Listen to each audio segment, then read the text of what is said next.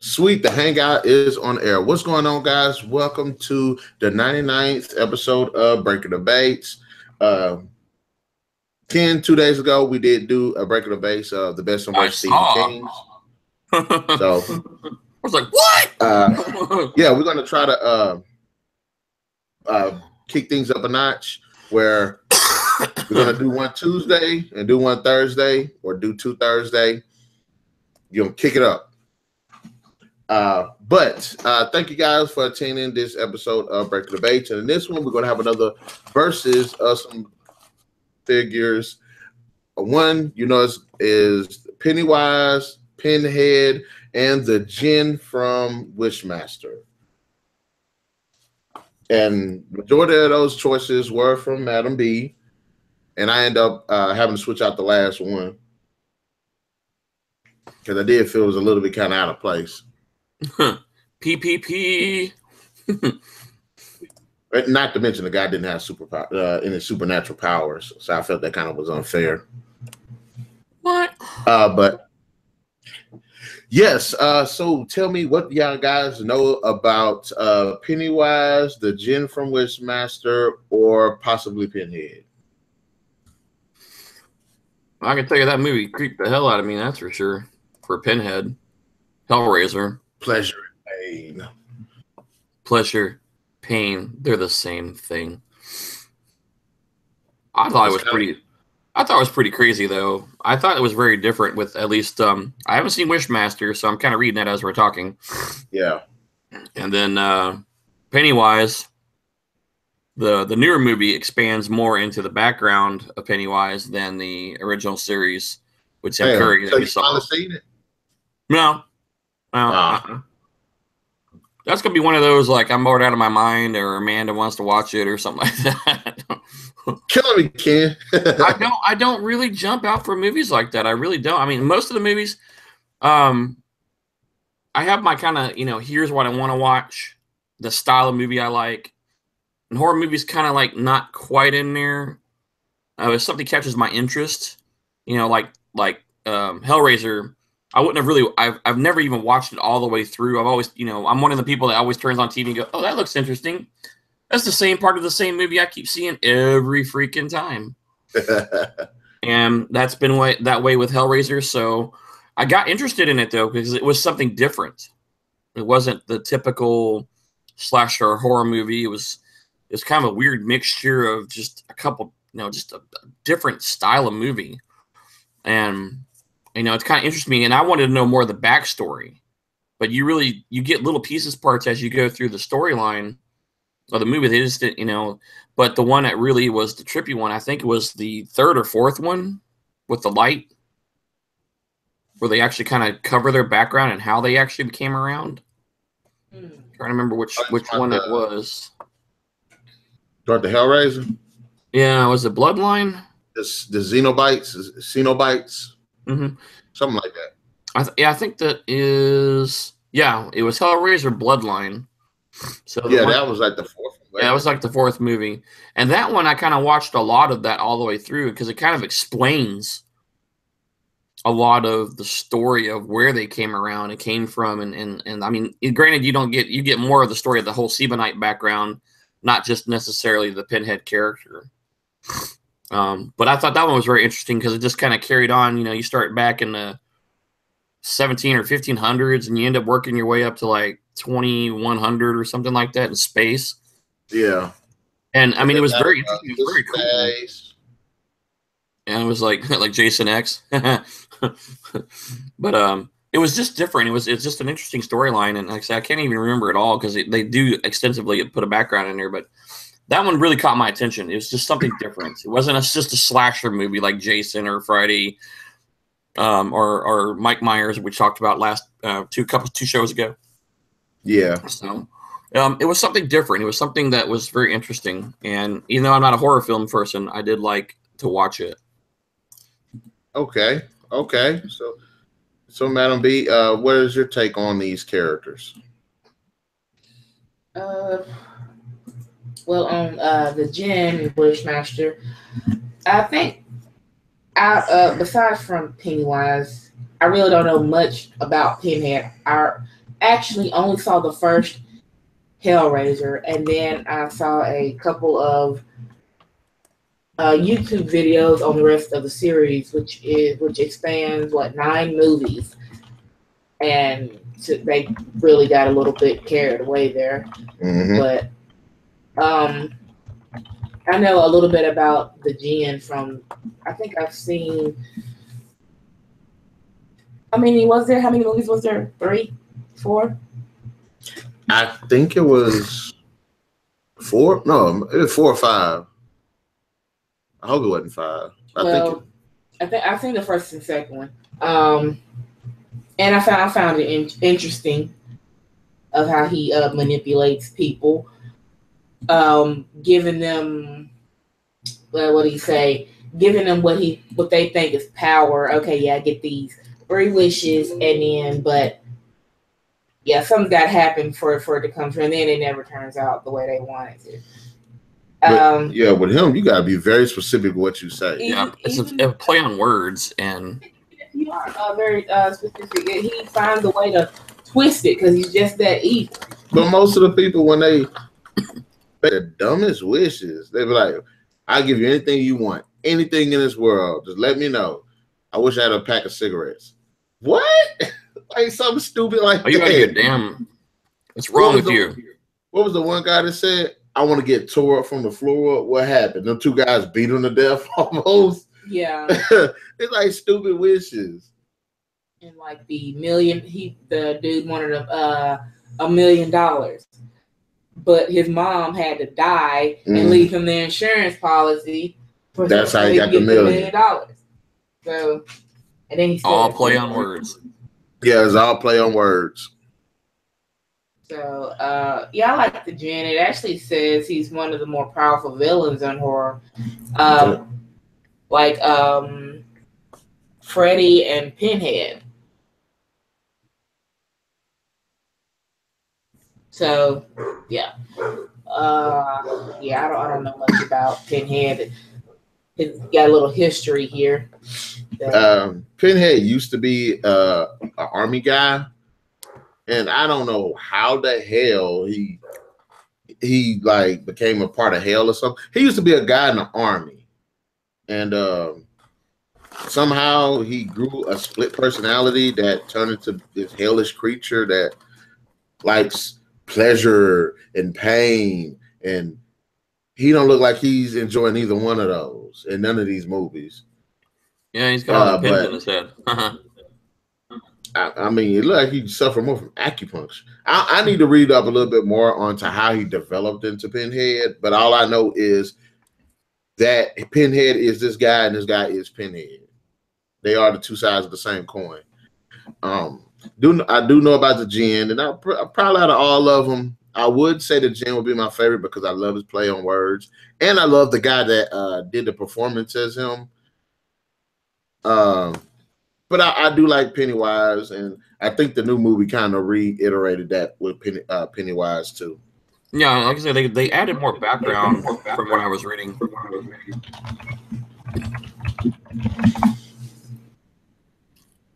Yes, Andrew DeVolf. He's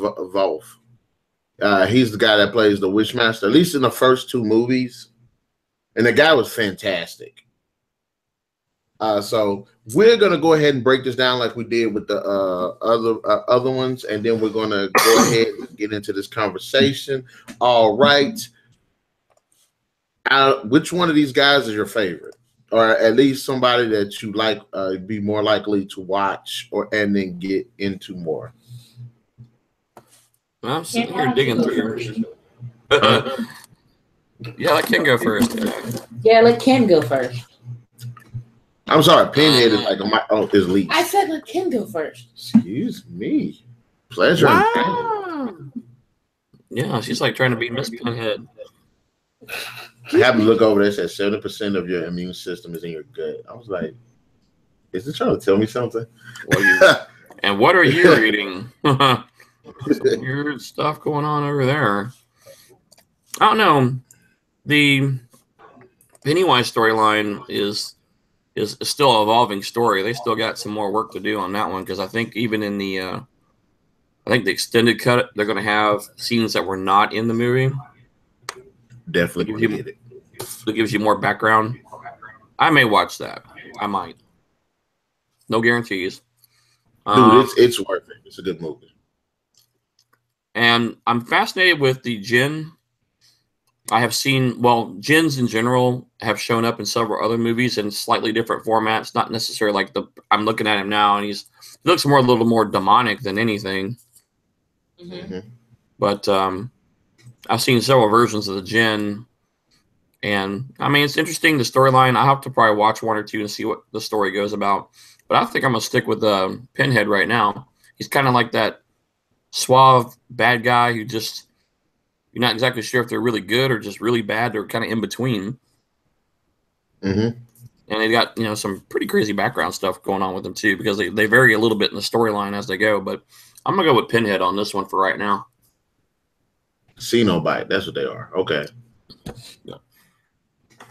Oh, okay, sweet. Cenobite.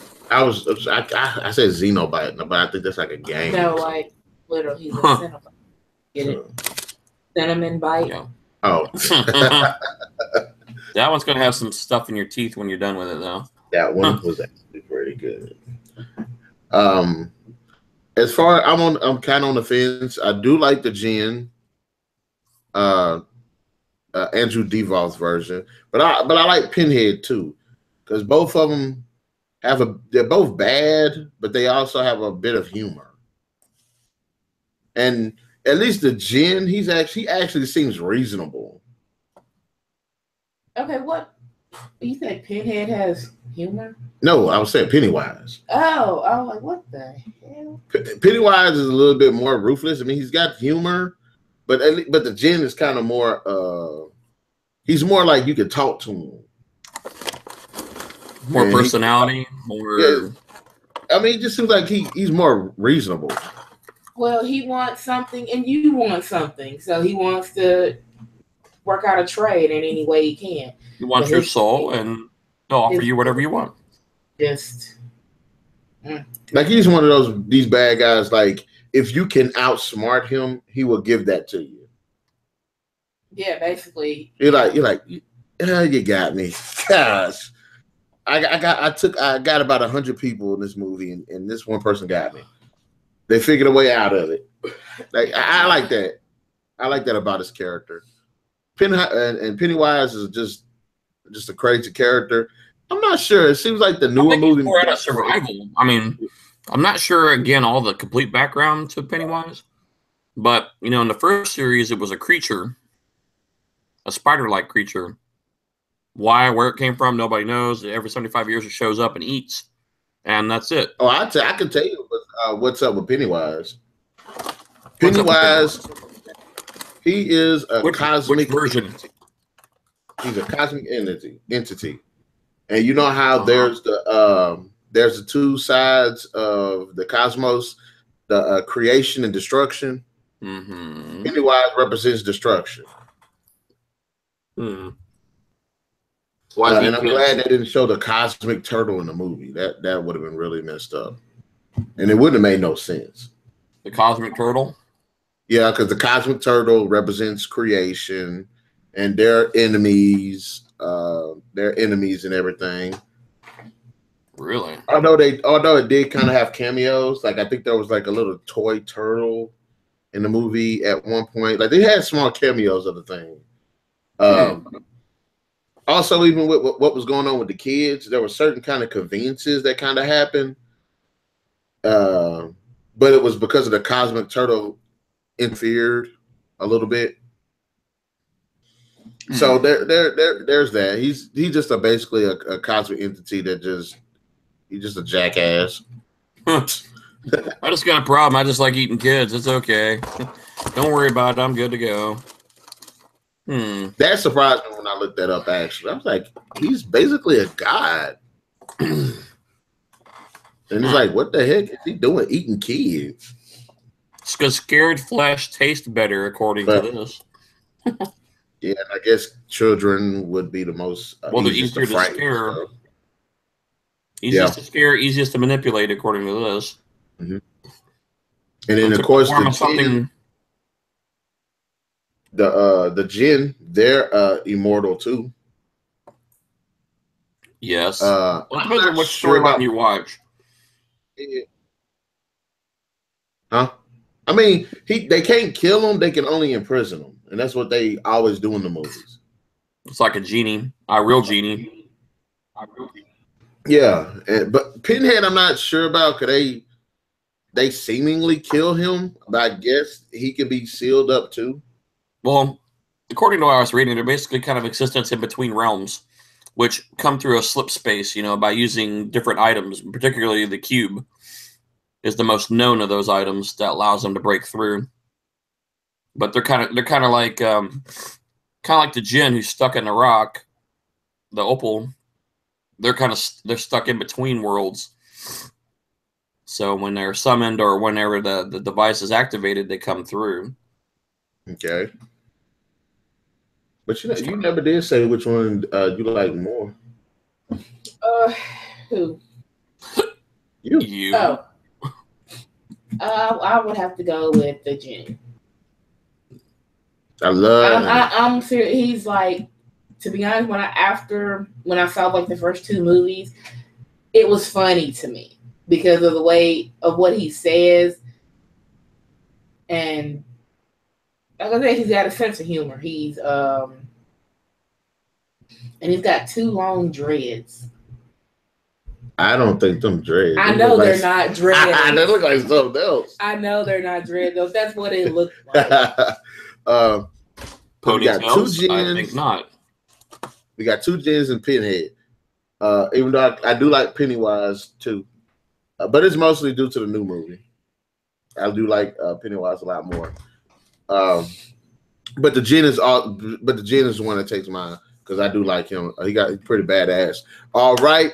Go ahead.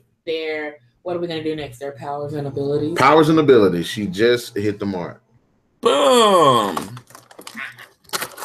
All of them, again, like we said, are technically immortal. Yep, they're almost on God level mode. So what do you think? Let's see. The Djinn. That train. Good God. Sorry. The train just rolled before we even got on there. I'm a sucker just calling butt. He can warp reality. He can bring inanimate objects to life. He can give people horrific nightmares. Yes. And he can also grant you 3 wishes, which you gotta. But if you get the 3rd wish, guess what? Yeah. You cause a lot of problems. Armageddon. It's supposed to be Armageddon. Let the Djinns loose upon the world. Mm-hmm. Pennywise can alter reality too. He can give you nightmares, make you hallucinate. Pinhead can do the same thing too. They are, in terms of powers, they all pretty much got. I mean, what was it? Pennywise can shapeshift. Yes. Yeah, Pennywise can because he's a predator and he uses that as a camouflage. Yeah, and then you can't look at his real form because that'll drive you nuts. That will drive you out of your mind. I like that one. So as far as powers, I think they're all pretty balanced. I mean, okay. What about Pinhead's powers? What? His abilities. Pinhead mostly he can mess with your mind. Yeah, he can warp reality. Of course, he has the chain manipulation, where he can also create Cenobites. And create yeah, and he made a whole crazy bunch of them too. You see that the guy with the little pull thing in his head, and the 2 guys that had they heads melded together. Yeah, he stuck the drill through it. Yeah, that was weird. Yeah, he just completely created all kind of crazy stuff going on. But yeah, I'd give it to him. I actually do like Pinhead's all right. I want to say he doesn't like he don't really have too much presence to me. Like I can't think of really no like one moment where he was like badass. I mean, he's good with dialogue though. I'll give him that. Yeah, That's like it's just the presence and how they carry themselves. Each symbiote is kind of like some of the more like the lady was beauty and lust. There was another one that's like eating everything. He was just a big fat dude and he was all cut up. The Chief Tatter. You had a lot of different characters that I think were kind of related to being different. What do you call it? Gluttony, greed, the seven sins or whatever. I think a lot of them kind of derive some of that caricatures moving on into the series as they added more Seabionites to the series. What's the fat one's name? Butterball? I have no idea. What is his powers anyway? That's what I want to know. This is just pure torture through pain. I mean, yeah, he can torture you. He talks about flesh all the time. You think he was a cannibal or something? Because Bane, he'd be like foaming at the mouth and everything. They said he turned to, after all that happened, when he was human, he said he turned to baser methods of gratification for satisfaction and pleasure. So, yeah, basically S&M, except a much more dangerous version of it. That's why they dress like that. Oh, that's why. The Lamech configuration, that's how he got turned. Well, that's the cube. Yeah, that's how he got turned. He got sucked in. Yeah, and that's right. That's what opened the doorway. Yeah, that's how he became the guy that's a little bit too much in the acupuncture. I mean, how does he sleep? Well, they could have started off. He likes pain and gratification. They could have started off with one pen, and he kept saying more, more. So I mean, I'm just saying. Do y'all ever realize how he talks about flesh? He talks about it in the weirdest way. He's kind of crazy. I can't wait to just taste your flesh. He's like, good God, dude, chill out. Yeah, but he's got issues. As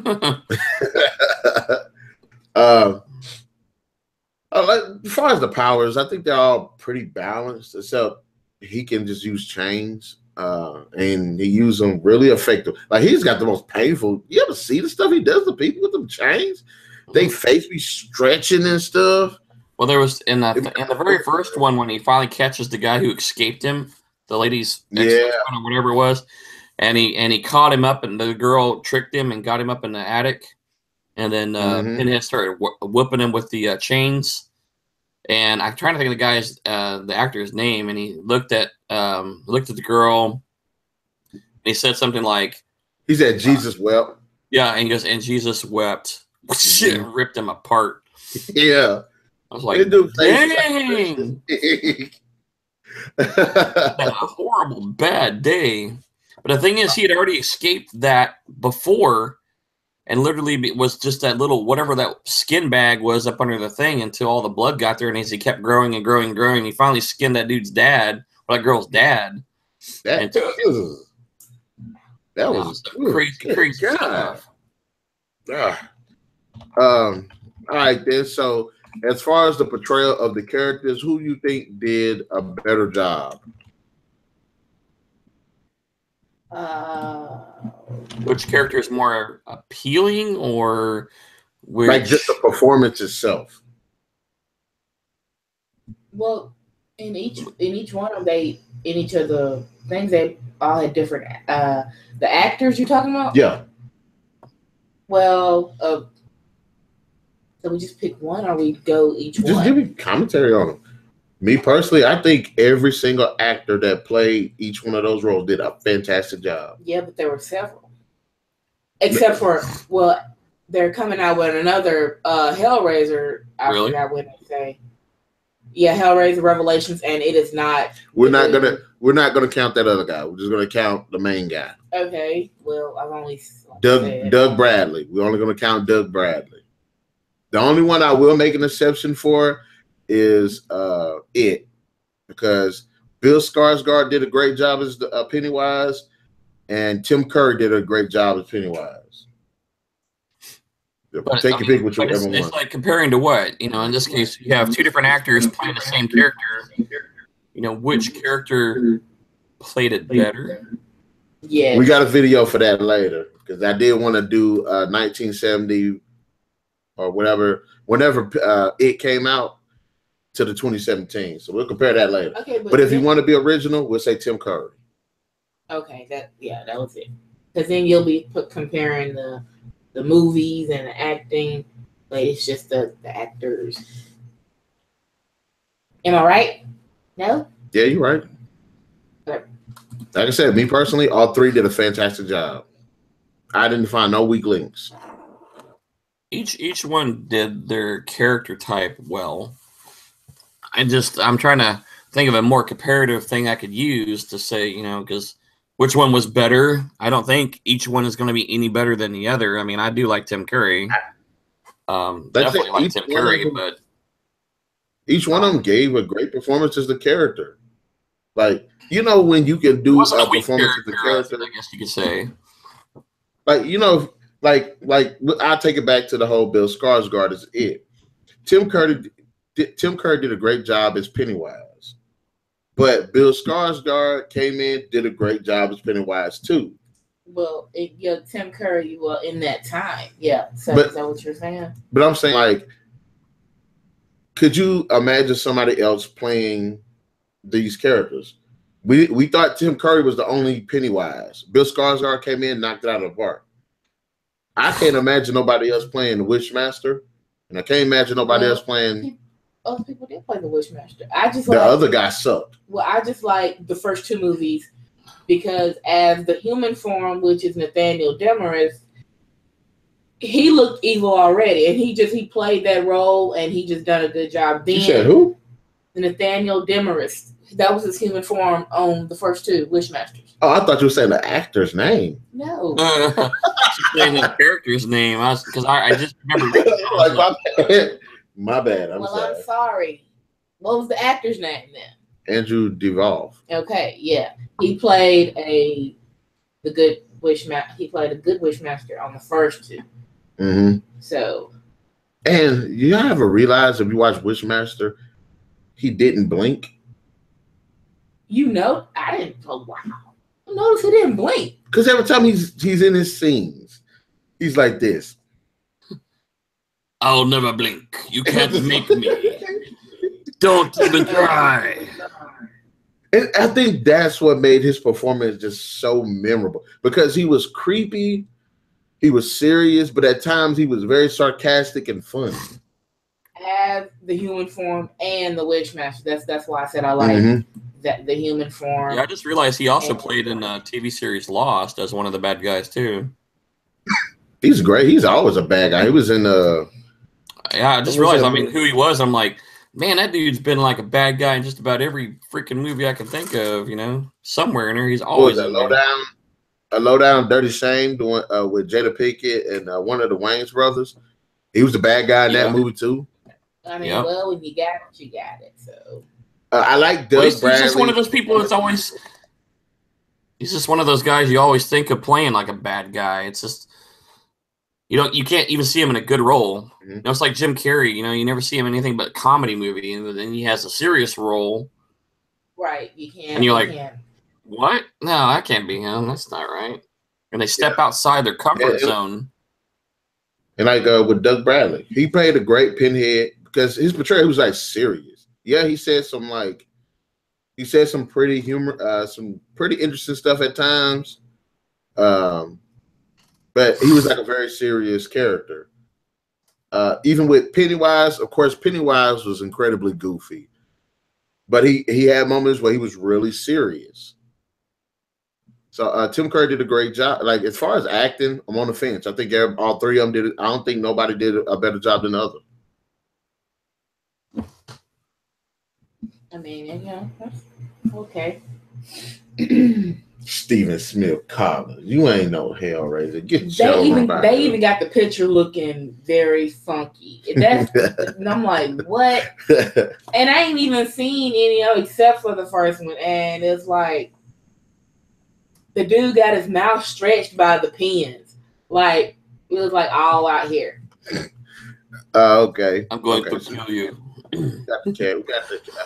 What about casting the movies? Which one has the most memorable cast?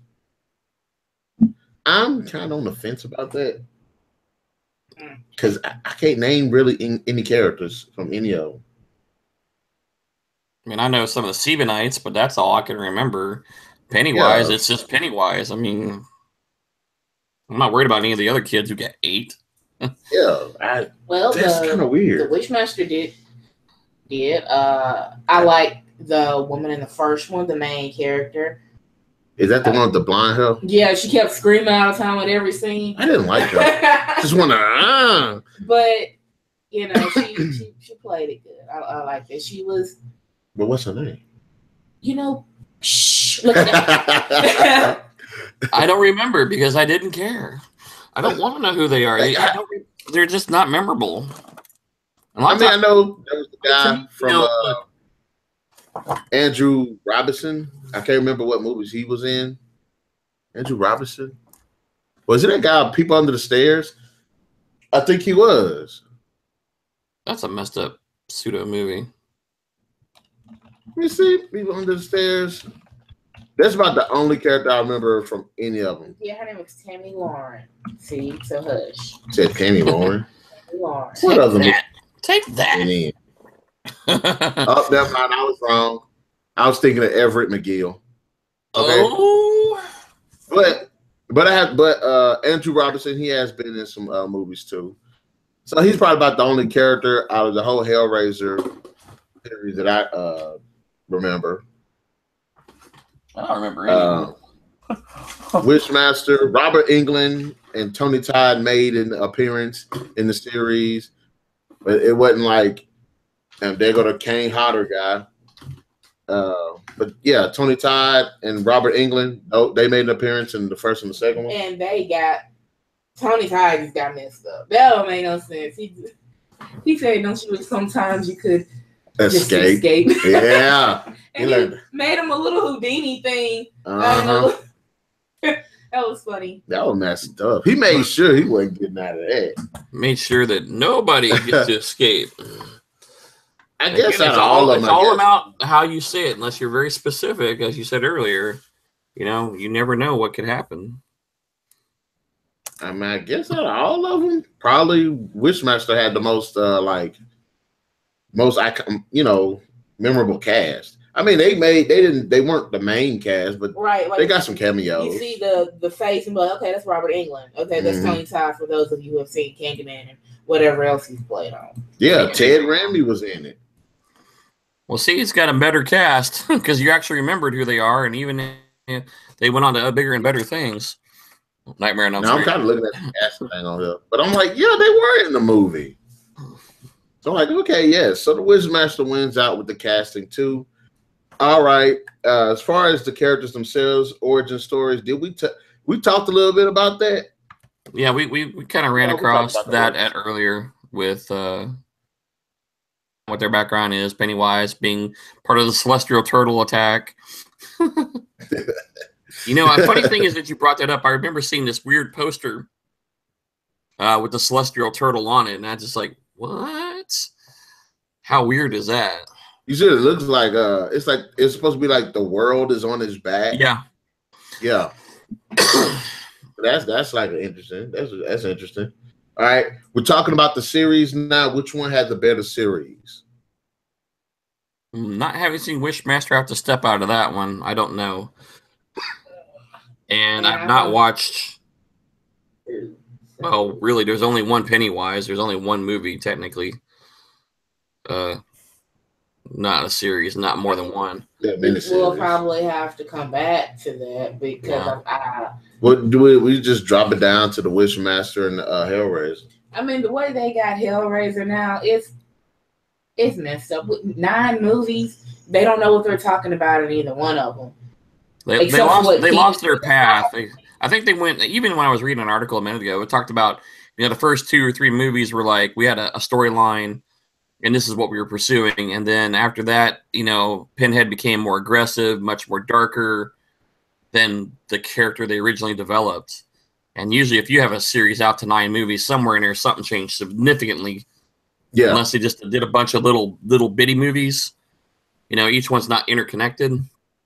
But yeah, I'm probably going to think your Wishmaster is probably going to be more consistent of a storyline in this case, from what I've been reading. Nope. Nope. So the Hellraiser series, it don't connect. It's like the whole Jason, Freddy, and Michael. And it starts off pretty kind of good, but it keeps getting inconsistent as it goes along. They start cracking it and fracturing it and changing some little stuff. The next thing you the know, rules that are established in the first movie, they don't follow up as because even if you watch Wishmaster, the rules that were set in the first movie, they change in the second. Hellraiser, the rules that were set in the first movie, they change in the second and the third. They start evolving them. They start evolving it in the Hellraiser series. Because you learn. Well, it's because you learn more about the background. You know, you get the one movie and they just kind of extend it on.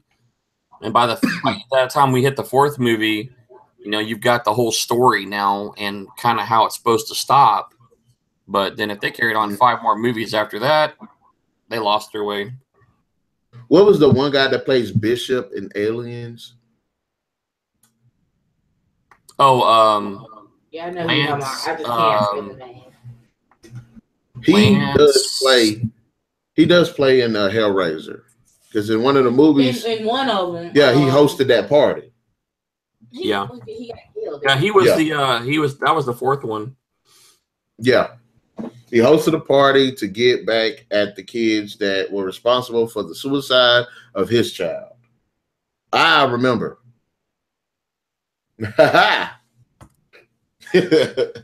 Oh, snaps. But that's my issue with all of them. I mean, they're interesting ideas, but they lose that consistency as they go along. Mm-hmm. So how you beat them in the first movie, and I can understand the repetition of you having to beat them the same way. But if you're a different character, you're not going to know that. And it's exactly. We're trying to follow how they figure out how to beat them. So if we got the configuration or whatever, you know, the cube or whatever, the first chick somebody might have told her that's how you beat them. The second movie, she might found it out in some ancient scroll or something. That's how you beat them. But they all get it very inconsistent.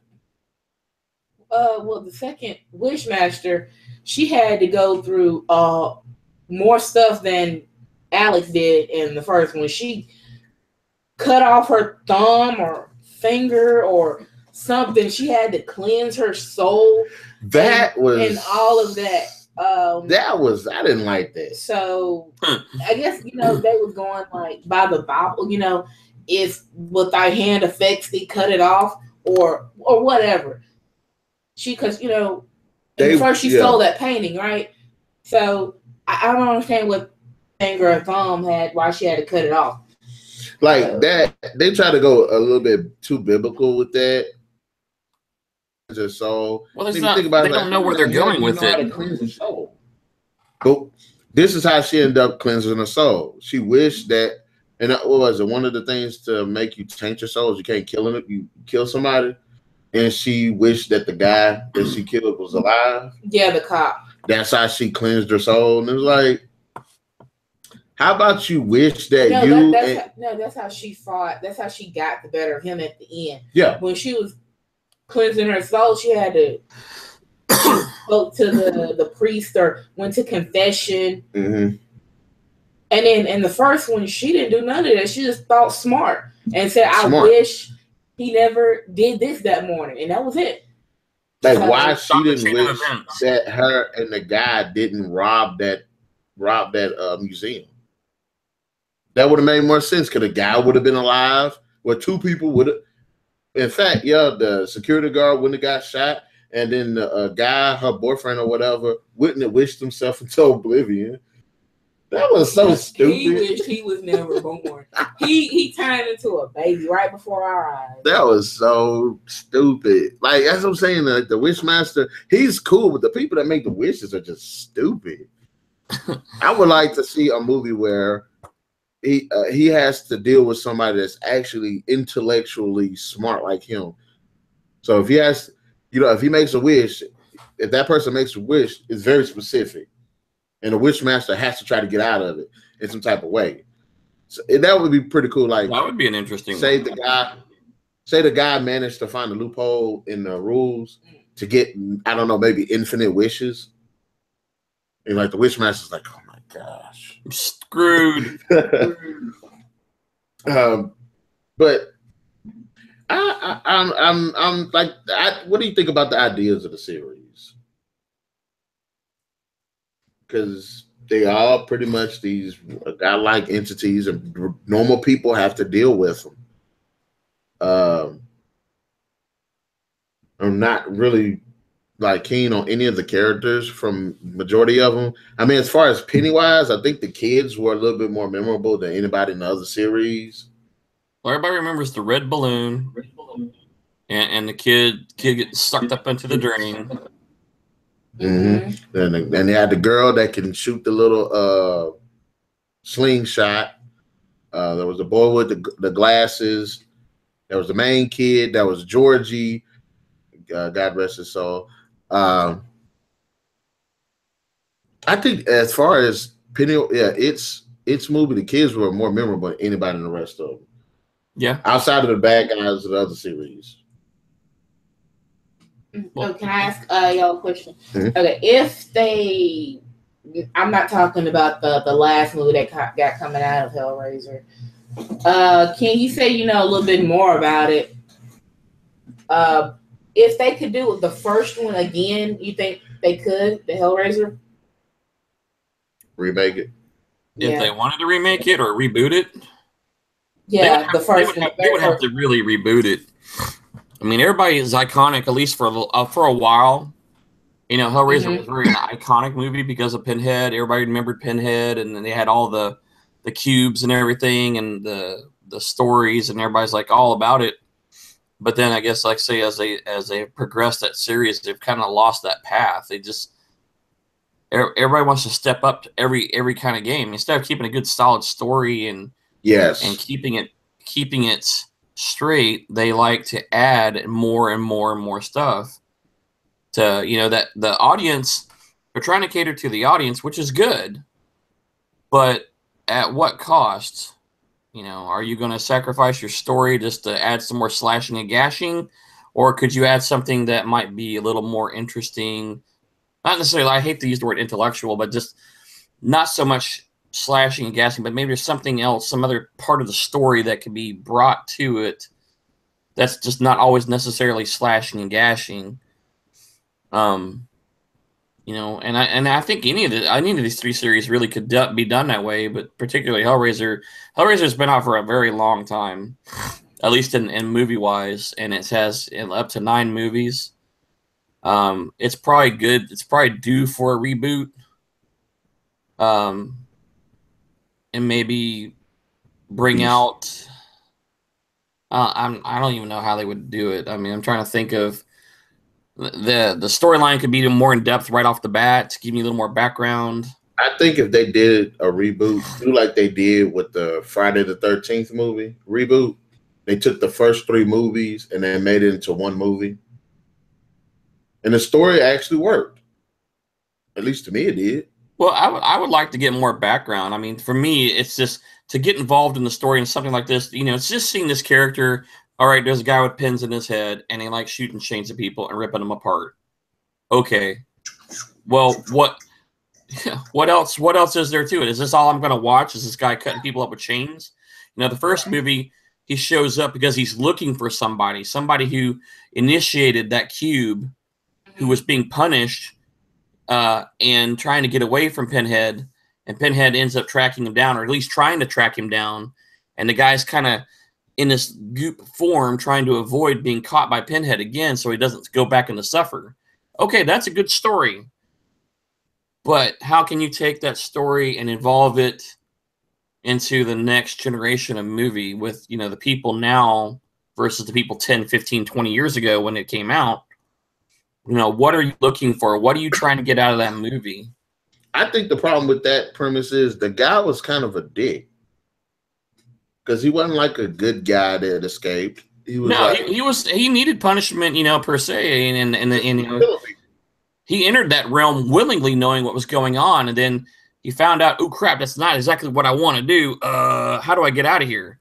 Maybe if it was a likable character that got pulled in some kind of way, yeah, and he got out, and then Pinhead is trying to track him down. Mm-hmm. Yeah, I'll be with you on that. The story about the man and the woman. If they did, would you want them to go like further back to find out what the man and the woman was supposed to be, was liking the man's brother, or they had an affair?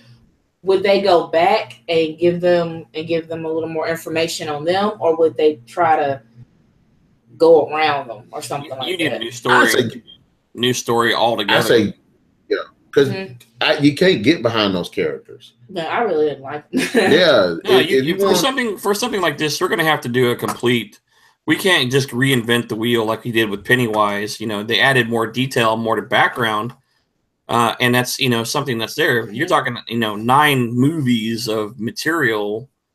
Some of it staying on path, some of it not.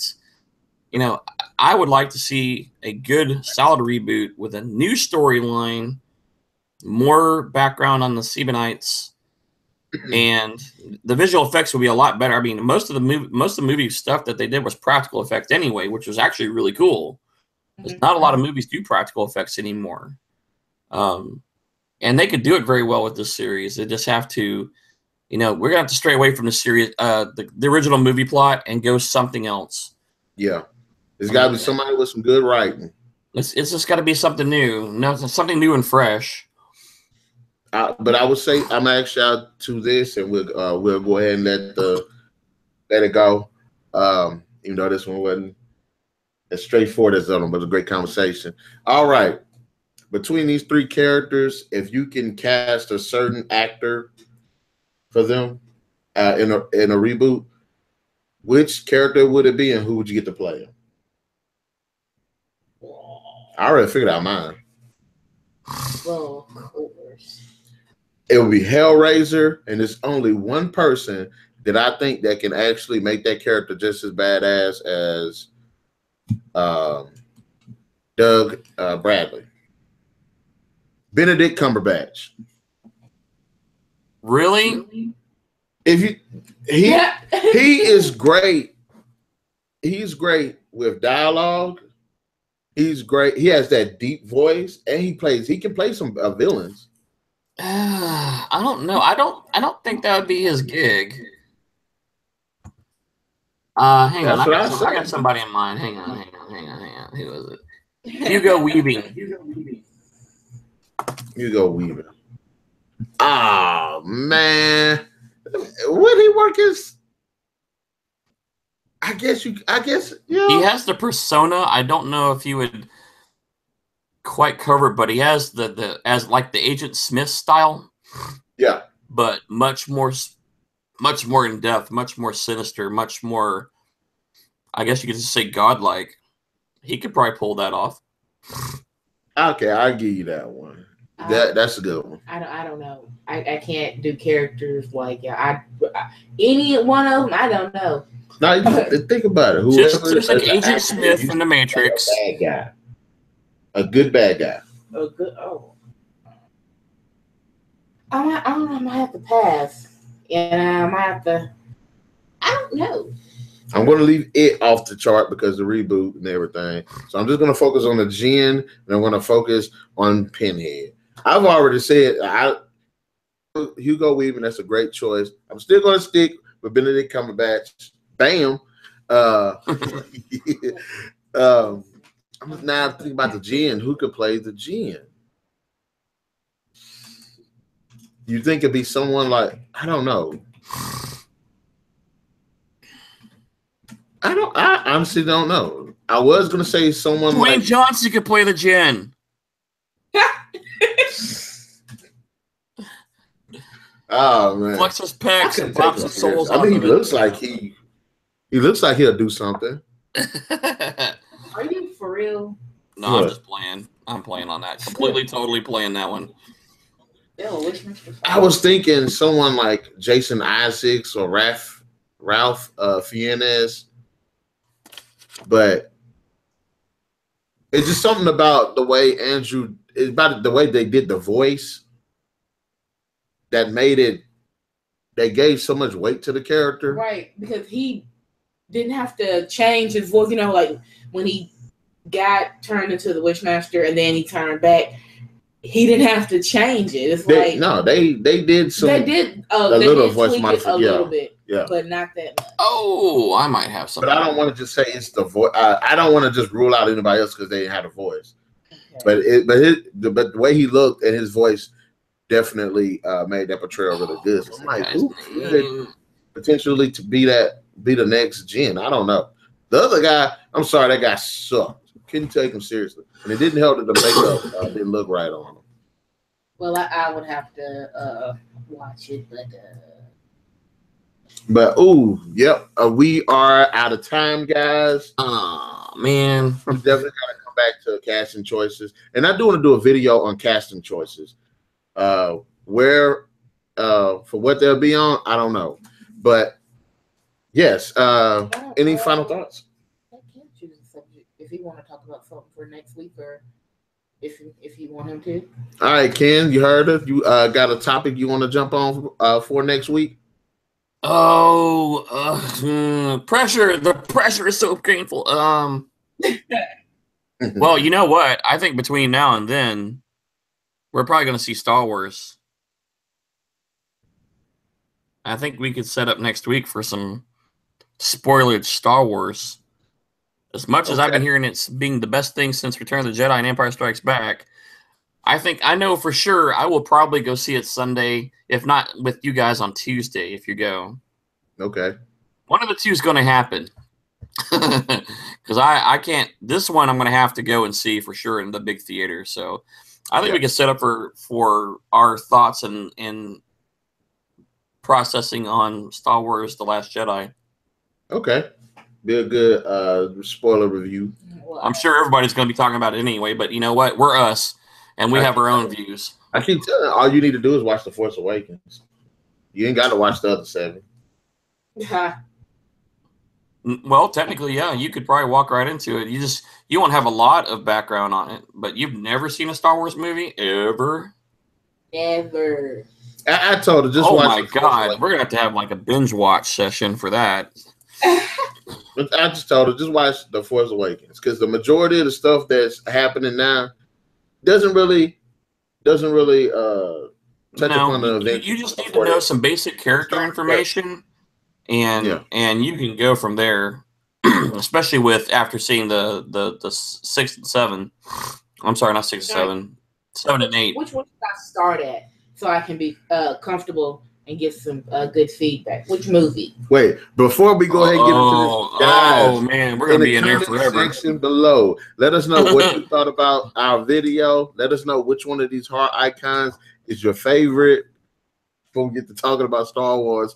Also, be sure to hit that like, share, subscribe, and that notification button to get the best of what's going on here on the channel. And Narik and the crew is out. We're gonna see y'all guys later, and peace out.